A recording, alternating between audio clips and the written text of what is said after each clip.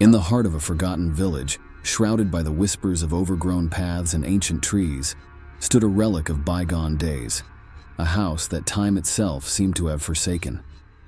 Its facade, a tapestry of ivy and shadow, bore the weight of untold stories, stories that whispered on the wind, calling to me with a morbid allure I couldn't resist.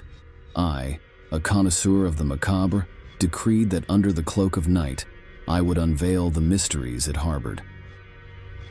As my fingers grazed the weathered wood of the front door, a shiver traversed my spine, not born of the evening chill, but from the uncanny silence that engulfed me, as though the house itself had inhaled, preparing to reveal its long-guarded secrets.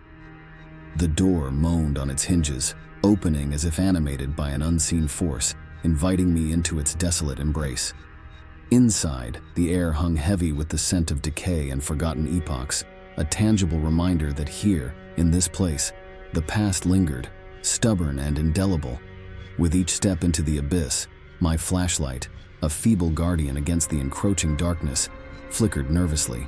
The house itself seemed to breathe around me, whispering ancient confidences through the cold drafts that caressed my neck, sending ripples of unease down my back. Shadows clung to the edges of vision, twisting and writhing in the periphery, conjuring illusions, or so I tried to convince myself. In a room that once pulsed with life, now lay a scattered testament to existence long ceased.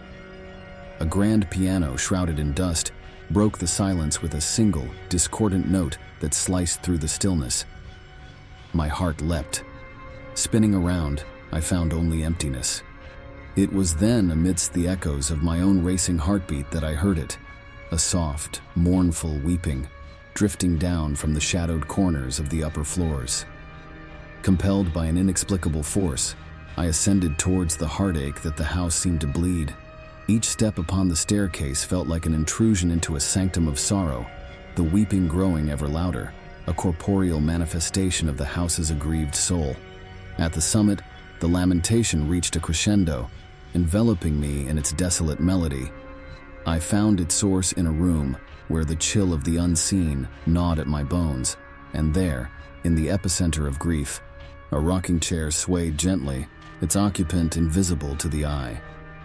The weeping ceased abruptly, leaving a silence so dense it was as if the air itself was holding its breath.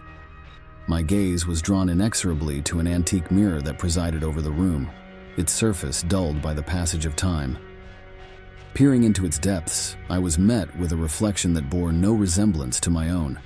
A figure, eyes brimming with eternal sorrow, reached out from beyond the glass, a specter of anguish.